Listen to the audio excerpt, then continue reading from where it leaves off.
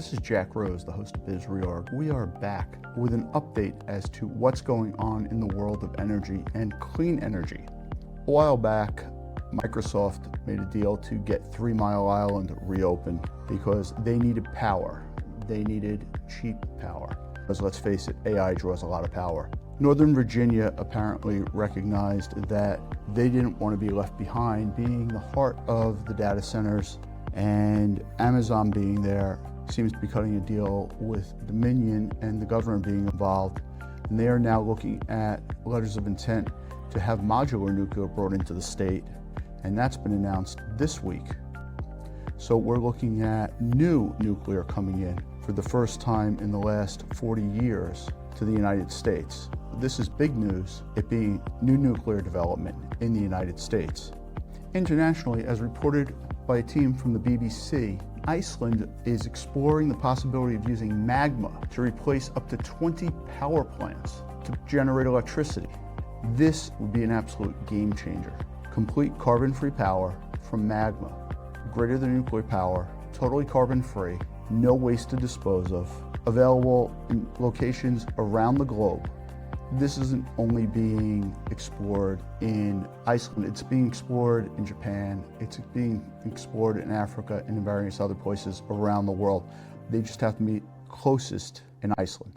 In news about modular nuclear power plants, the head of the International Atomic Energy Commission noted that Ghana and South Africa have signed deals for their first modular power plants.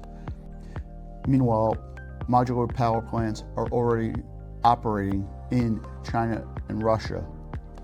And modular nuclear power plants are to be built in Argentina, Britain, the United States, and Canada.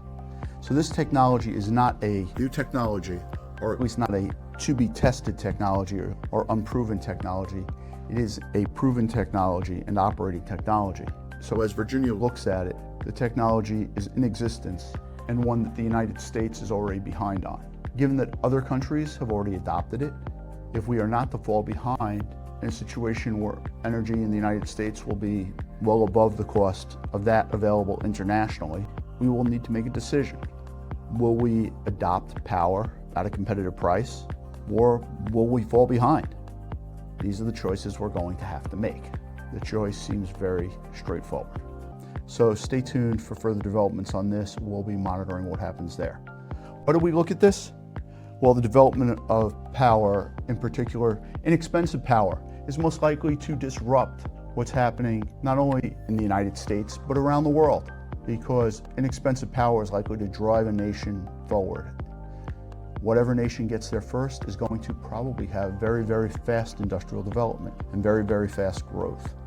So look for cheap power to drive growth and drive development. That's why China is looking for it. That's why the United States is looking for it. That's why Europe's looking for it.